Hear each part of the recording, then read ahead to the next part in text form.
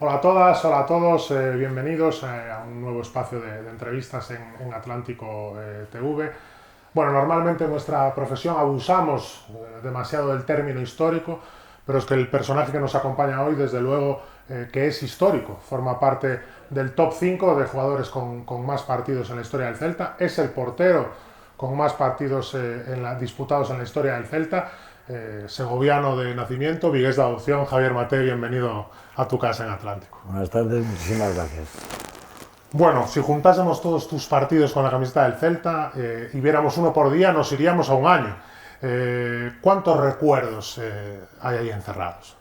A toda una vida, evidentemente, porque son 12 años, pero 12 años es un porcentaje muy alto en lo que es el contexto de desarrollo de la práctica del fútbol en una persona. Un jugador con 14, 15 años de fútbol profesional es mucho, ¿no? Yo tuve la suerte de jugar 17 y 12 en el Celta. Entonces, evidentemente, en el Celta se me dice, joder, es que parece que has jugado con todo el mundo. Hombre, pues con todo el mundo no, pero con muchos sí, ¿no? Dentro de lo que es la historia de un equipo como el Celta, pues hay que reconocer que jugar durante algo más de una década abarcas a jugadores que han estado contigo, que ya eran muy mayores, gente que se incorporó cuando yo ya era mayor y era muy joven, y entonces he jugado con jugadores muy veteranos y con jugadores que luego pues, aparentemente son de una generación más joven también. ¿Qué se siente o qué sientes tú cuando te das cuenta, cuando piensas, caray, en la historia de un club centenario con tantas temporadas en Primera División, estoy entre los 5 que más han jugado? Bueno, evidentemente es una satisfacción, ¿no? Lo que pasa es que, curiosamente, los últimos años y no el último ni el penúltimo, cuando ya llevaba 7, 8 años aquí, yo era consciente que estaba haciendo, porque no se manejaba como ahora el hecho de, pues fulanito ha cumplido 100, pero sí es verdad que los vas teniendo como referencia. Y yo me daba cuenta, sobre todo evidentemente hay una época que tú marcas la diferencia, juegas todos los domingos, sabes que tienes la confianza del técnico. No se trata de eso, se trata de tener la confianza de lo que es el famoso Del grupo, el colectivo, entorno. sí. Y entonces la verdad me empecé a dar cuenta, ¿no? que quizás podría entrar por esa puerta. Y ahora es un motivo de satisfacción. Evidentemente no todo el mundo tiene ni buenos recuerdos, ni todo el mundo te puede valorar como a todos nos gustaría, ¿no? Pero es un motivo de satisfacción que pues vas al médico y, coño, pues eres Maté. Y vas a la policía y eres Maté. Y bueno, pues de alguna manera dices, coño, pues lo que he hecho sí ha sido importante. Y eso, pues evidentemente, los jugadores yo creo que somos un poco vanidosos. Y esa vanidad, a mí, aquí en Vigo, no sé por qué, desde el primer momento caí bien y siempre me completó, me hicieron sentir cómodo. Entonces, tú decías a la hora de presentarme que soy un segoviano pasado por Burgos, de adopción gallego. Es que yo ahora mismo he pasado la mayor parte de mi vida en Vigo, ¿no? En Galicia. La sensación, bueno, no es una sensación, es una obviedad. El fútbol ha cambiado muchísimo. Estoy seguro que en tu propia carrera también percibiste ese cambio a lo largo de cuando ibas cumpliendo años. Pero ¿cuánto ha cambiado el fútbol desde que tú jugabas hasta hoy? El fútbol ha cambiado en todos los aspectos que lo componen, en el social, en de la asistencia, en lo de los medios de comunicación. Y curiosamente, lo más importante, que es lo que sucede en el terreno de juego, para vuestros oyentes, para los que nos ven, decir que si yo he vivido pues eso, la década de los 80, de los 90 como jugador y a partir de ahí como técnico, porque aunque no he desarrollado una gran carrera como técnico, sí he hecho mis pinitos, evidentemente estoy cualificado para entrenar en cualquier categoría, pero siempre me ha gustado estudiar y ver.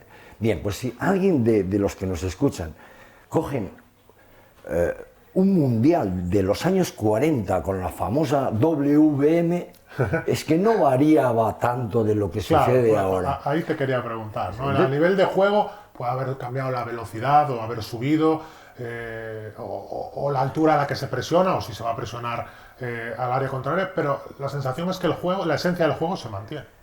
La esencia del juego se mantiene. Lo que pasa es que, lógicamente, esto evoluciona. Primero, hay muchísimas cosas que rodean al jugador de fútbol, que para mí es el protagonista. Ni los directivos, ni los consejos de administración, ni incluso algunos entrenadores.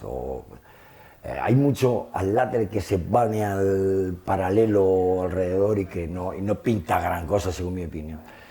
Un jugador, hace unos años, o en una plantilla, tenía un masajista, no fisioterapeuta, estoy diciendo un masajista, que evidentemente tenía unos conocimientos y era el que cuidaba de alguna manera el estado físico.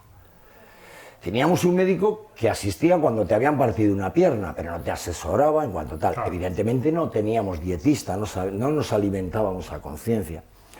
Las reglas de juego eran diferentes, el entorno era diferente. Entonces, si todo ha evolucionado y ha evolucionado para bien, o sea, en esos años 30 la marca de los 100 metros lisos estaba casi en 11 segundos. Ahora mismo, uno que pretenda tiene que bajar de 10 segundos, 9.80, 9.90, no. Entonces dices, si todo ha evolucionado y ha evolucionado para bien, ¿cómo no van a ser mejores ahora los jugadores del fútbol que antes? Pues claro, porque tienen muchísimos más medios, porque tienen muchas más cualidades, se han formado mucho más, han tenido mucho más material, han tenido mejores instructores, muchísimo material de consulta. Antes no podías consultar ni a internet, ni a Google, ni a nada, claro. ¿No? Y tienen una información que tú no tienes ahora. Pero en cambio han ido perdiendo también algunas cosas, algunos valores que conllevan todo eso. Entonces no hay más remedio que si te gusta este juego, si te gusta este deporte, si te gusta este club, si te gusta este entorno, o sea, hay que ir asumiéndolo, ¿no? Hay que decir, bueno, pues es que lo que funciona es esto ahora y hay que funcionar como esto. Yo creo que en la mayoría de cosas el fútbol ha evolucionado y ha evolucionado como todo, para muy bien, no para bien, sino como para muy bien, y en cambio ha perdido algunos valores, algunas cositas que se han ido quedando en el tintero y que curiosamente no se dan importancia y a lo mejor, como esto es cíclico, pues dentro de 5 o de 10 años, algunas de ellas seguro que vuelven a tener también su valor. Por eso te pregunto, porque la impresión, si bien antes te decía que la esencia del juego se mantiene más allá de matices, velocidades, etcétera, etcétera, sí que la sensación, como tú bien indicabas antes, es que ha cambiado más todavía fuera del terreno de juego. Y estoy hablando ya no solo de lo que rodea al fútbol, que evidentemente también, sino incluso las relaciones personales dentro de un vestuario. ¿Tú percibes eso, te das cuenta? ¿O sí, al final el futbolista y la persona sigue siendo igual todas las épocas? No. Joder, la persona, claro, esto entra en un mundo, cada jugador es una individualidad, es un mundo. Pero lo que es la convivencia general, todo el mundo añora haber tenido algo mejor. Yo, la convivencia que he tenido en el vestuario del Celta no es comparable a nada, claro. no es igualable. O sea, pueden jugar 30 años que jamás tendrán la conexión que yo llegué a tener con ciertos compañeros. Evidentemente, no con el que juegas 2 temporadas, pero sí con el que juegas 8. Esa convivencia, ese compartir, pero no solamente las cosas agradables. Eso es una de las cosas que más me sorprende, ¿no? Porque yo, a nivel ahora un poco más modesto y tal, pero sigo conviviendo en vestuarios y veo una relación fluida, cordial, amena, alegre, pero exenta de cualquier, de compartir. Joder, cuando saques la falta, mírame que te estoy haciendo un desmarque y te estás buscando una complicidad mientras estás tomando la cerveza. Eso me lleva a la siguiente pregunta que te quería hacer. Una vez a mí me dijo un futbolista, ya exfutbolista, pero hace poquito, que en el fútbol de élite actual o contemporáneo es realmente complicado hacer amigos de verdad dentro de un vestuario. Estoy seguro que en tu época para nada era así.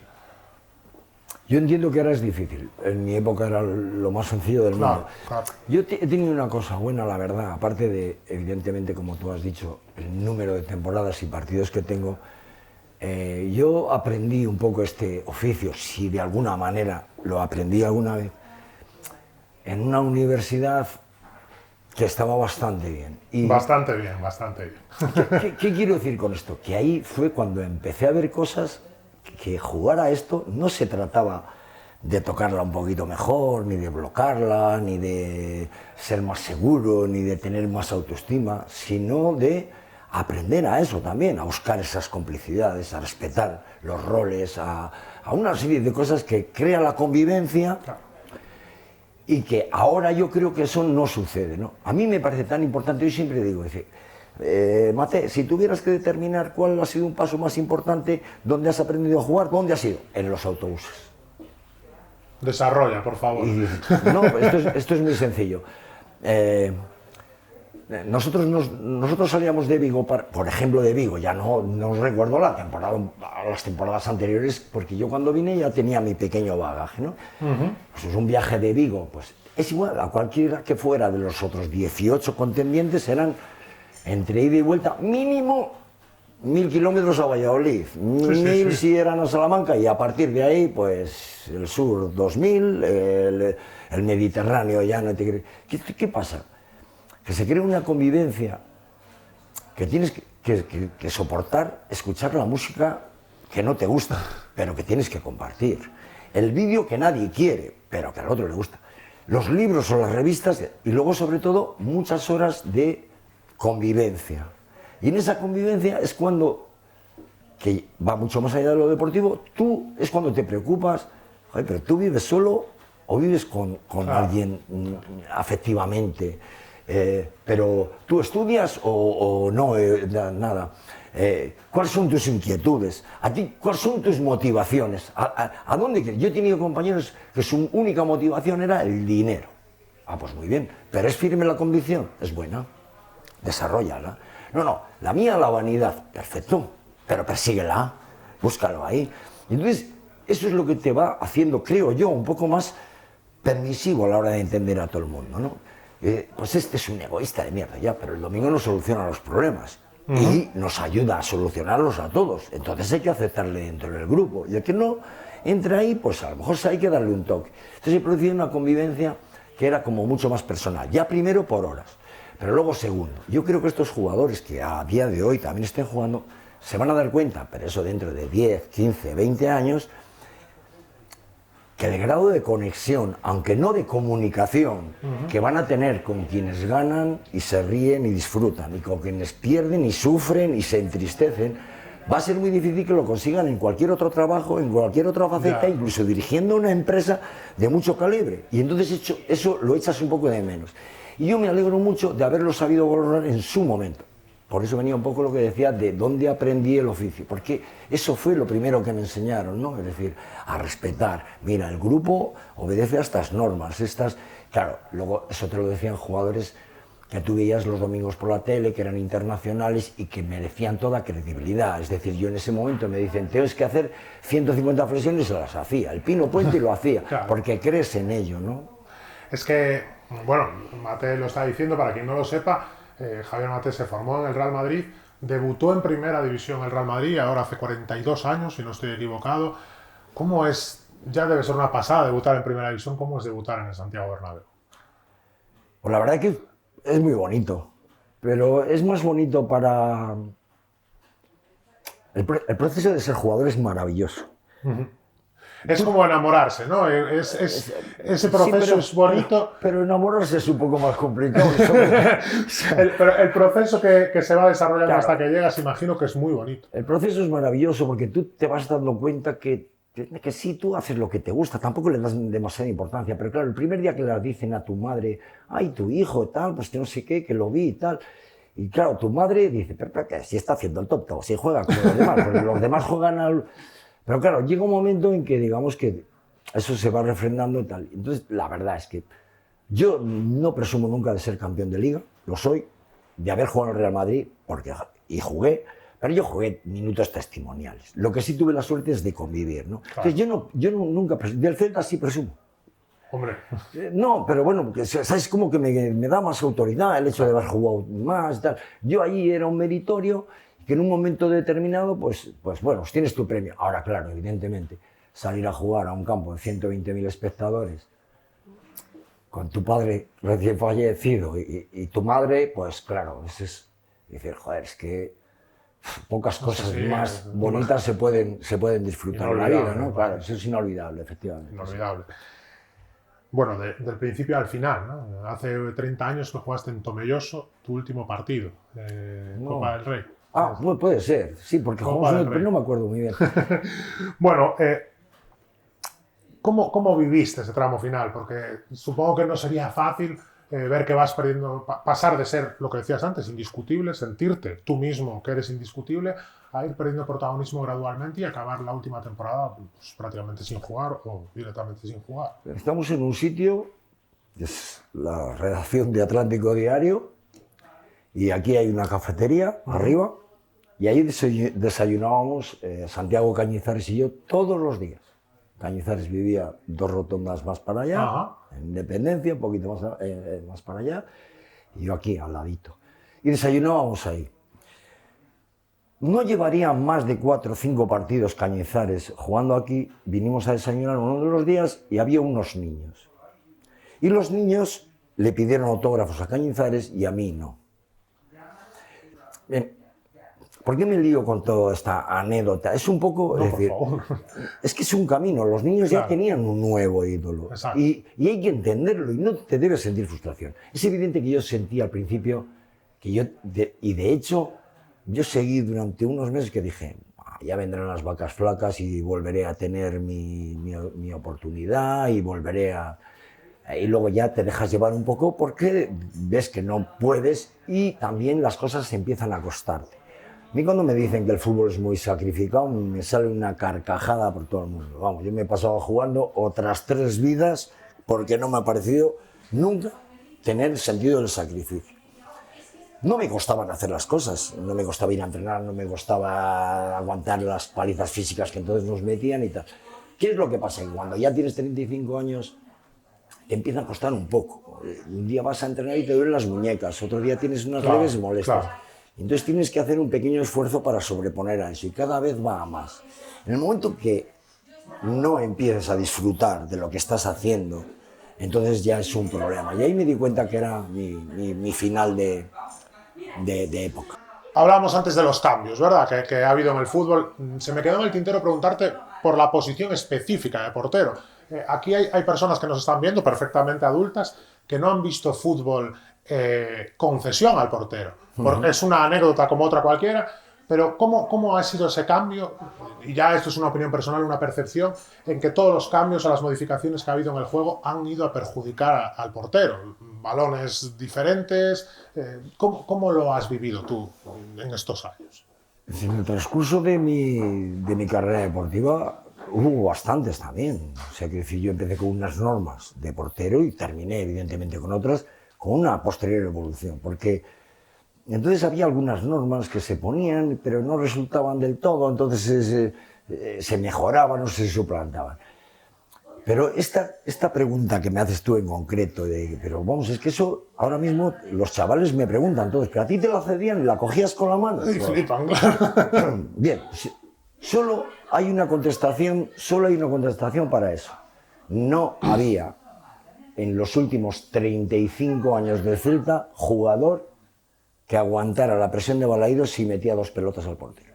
No digo más. Caray. ¿Por qué? Porque no era aceptado. O sea, no era aceptado que yo se la diera a un defensa y me la devolvía. O que un jugador la echara atrás. O sea, eso era perder el tiempo, eso era falta de ambición. Y se producía un Cristo y una pitada que ninguno podía hacer eso. Y evidentemente yo tampoco lo repetía. ¿Por qué? Porque lo primero que te decía el entrenador o el compañero si era bueno y en el autobús te había dicho, oye, que me estás metiendo un marrón, tío. Me estás metiendo un marrón. Los marrones tuyos te los solucionas tú. Los míos me los... Nadie hacía ese juego. Todo el mundo ve ahora, hice un reportaje de los años 80 y dice, si la coges con la mano. Ya, pero fue una cosa eventual, ¿eh? Claro. Fue un momento puntual. Porque luego, como se la volvieras a dar y te la volvieran a echar, automáticamente pañuelos al palco, almohadillas al terreno de juego, pitadas monumentales y pañoladas en el momento que empatábamos en casa, que era muy común. Entonces, como no era aceptado, no había que pelear con eso. Mira, el fútbol ha evolucionado en cuanto a eso y otras muchas cosas, pero el fútbol, el que quiere saber dónde va, tiene que saber de dónde venimos. Esto me lo ha enseñado gente que sabe un poco más que yo, pues de pintura. A ti te gusta la pintura, pues tienes que conocer los actuales, sí, pero no te olvides un poco... Prácticamente en todas las facetas de la Bueno, vida. pues yo ahora alucino con eso, cómo la gente desprecia el fútbol del doble campeón de liga como la Real Sociedad, o un doble campeón como la Athletic Bilbao, que ese fútbol no se... ¿Cómo pueden despreciar? Yo digo, por favor, echar un vistazo a Brasil del 70. Fijaros en los Brasil del movimientos... 82, aunque no fuera campeón. Aunque no llegara. Claro.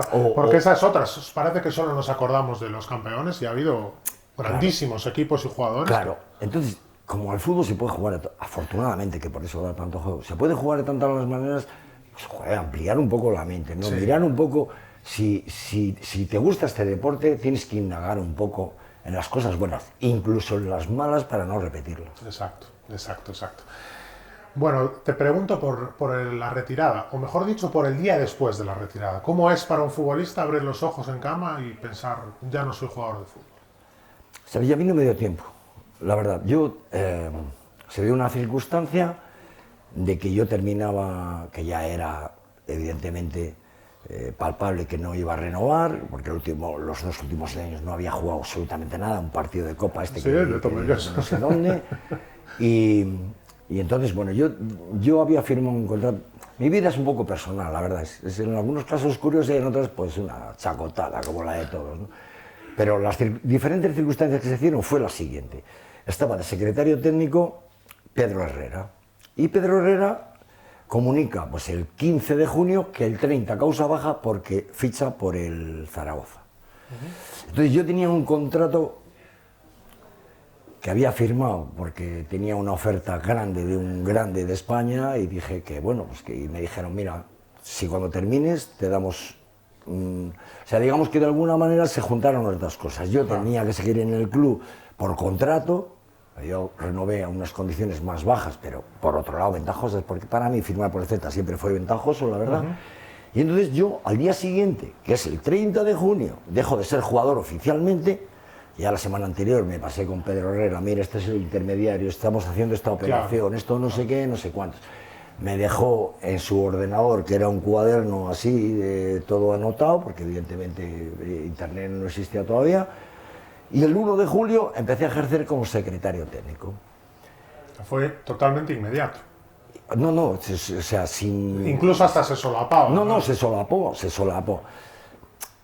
Y eso fue un tránsito muy difícil, muy difícil. De todas maneras, con respecto a eso, yo creo que el jugador no se deja de ser nunca. Nunca soñé con volver a jugar un partido, sí tengo un sueño recurrente. Es que me llaman para jugar en última hora y no tengo guantes. Debe ser las carencias que pasé anteriormente. Y luego sí que hubo algunas veces que me obsesionaba un poco el deterioro físico. Porque a mí siempre me gustó eso. Es decir, nosotros no teníamos, pero nosotros ya nos decían, joder, hay que alimentarse bien, hay que no sé qué, hay que no sé cuántos. La plenitud de tus capacidades sobre la fuerza llega hasta los 28, la resistencia hasta los 34, y después hay una pequeña meseta y declive. Y a mí eso me obsesionaba, pero cómo mi cuerpo, mi organismo, a partir de los 34 años, que era yo me retiré a los 36, o sea, va a ser declive. Entonces a mí eso sí que me obsesionaba un poco, no el hecho de jugar al fútbol. Jugar al fútbol, se cerró la puerta y joder, lo echaré de menos toda la vida, claro, evidentemente. Claro, pero con naturalidad. Pero con naturalidad, sí, no representó ningún otro golpe. Sí. Bueno, es muy recurrente en entrevistas a futbolistas que le pregunten por el momento de la retirada. Y también una respuesta muy recurrente es, bueno, no sé lo que quiero hacer, pero quiero seguir vinculado al fútbol de cualquier manera. Esa frase parece hecha para ti, porque desde que te retiraste has estado vinculado al fútbol de muchas maneras, secretario técnico, primer entrenador, segundo entrenador, entrenador de porteros. ¿Cómo es, no? Esa vinculación? Menos presidente. Estamos hablando del fútbol, vinculado al fútbol, al juego. Así que dejamos los presidentes un poco de lado. ¿Cómo se vive eso con tu experiencia, ir aprendiendo? ¿Cómo es cada una de las facetas que has desarrollado? Jamás volvería a ser secretario técnico, jamás. O sea, me creó una amargura, una tristeza indigna de un ser humano, de verdad. Me sentí ninguneado, me sentí poco valorado, incluso poco eficaz. Terminas una etapa, enganchas otra. Es un puesto muy jodido porque siempre dependes de la economía y luego también de algunos gustos personales que todo el mundo quiere hacer. Y entonces esa es una cosa que... Lo otro me ha encantado. Lo otro, a mí el periodo que estuve en Madroa, para mí fue tremendo.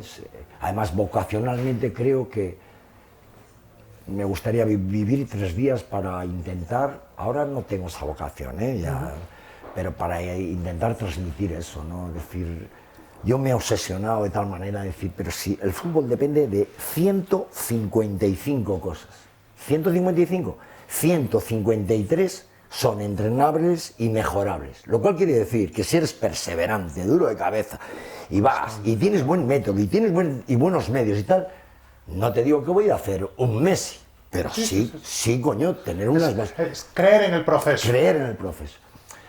Y a mí eso me encantó. He sido muy feliz. Me ha permitido, o me permite de hecho, porque a día de hoy todavía sigo viviendo, vivir de algo que te gusta. Y decía un sabio, o filósofo, no lo sé muy bien porque soy muy mal en esto, si no quieres trabajar nunca, trabaja en algo que te guste mucho. Bueno, pues yo esa suerte sí la he tenido. Yo tengo esa suerte y haber entrenado 30 años para jugar determinados momentos en los que ves que el resultado tiene una trascendencia emotiva. Eso por encima de los puntos o de emotiva. O sea, alguien que fue... La típica historia, el otro día me emocionó ver al abuelo con el nieto, cómo me gustaría compartir con mi nieto eso, ¿no? O, por ejemplo, de pequeños detalles. Yo de esos, la verdad, he tenido una suerte, una riqueza en cuanto a vivir momentos de esos, ¿no? Y jugar partidos, joder, que yo he tenido 4 ascensos, pero es que para ascender tienes que descender, y has tenido 3 descensos, y esos son muchos, ¿no? Que esa es otra de las cosas que... Muy agridulce, ¿no? ¿Qué contraste? Sí, claro. Porque imagino que ascender, mucha gente lo dice, que es casi mejor que ganar un título, es una felicidad increíble. Es vivir en el límite, constantemente. Y descender todo lo contrario, es el máximo dolor. Los 7 primeros años que yo jugué en el Celta, no jugamos nunca en la misma categoría.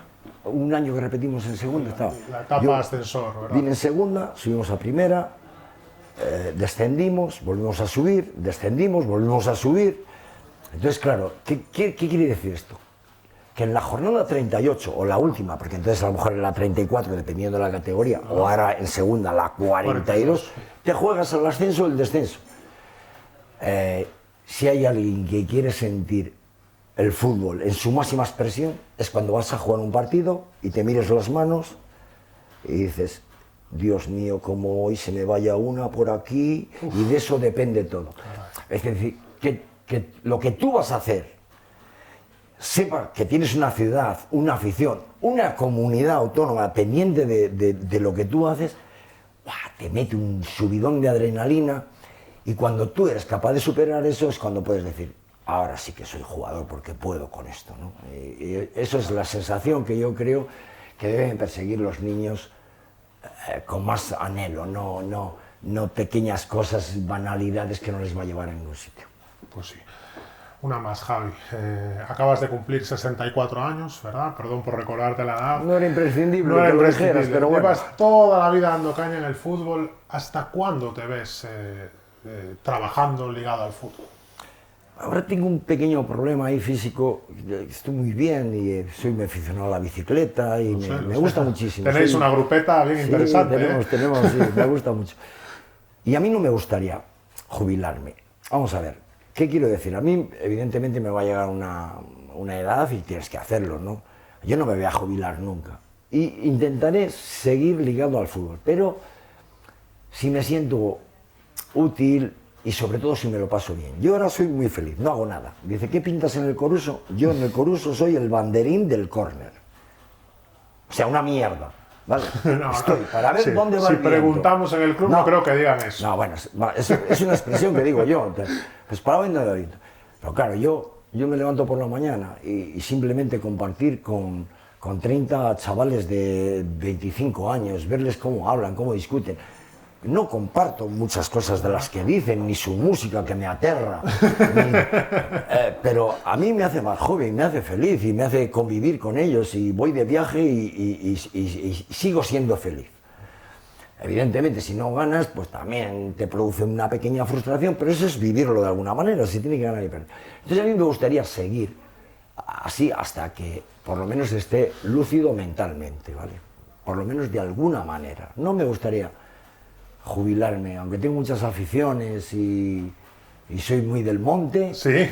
No me gustaría aislarme profesionalmente. En mi vida probablemente sí. Pues ojalá, ¿no? Ojalá que sean muchos años, porque un estandarte como tú se lo merece el fútbol vigués en general, ya no solo el Celta. Así que Javier Maté, muchas gracias por haber venido, muchas gracias por estar aquí, y a vosotros os esperamos en la próxima edición de nuestras entrevistas aquí en Atlántico TV. Gracias por estar ahí.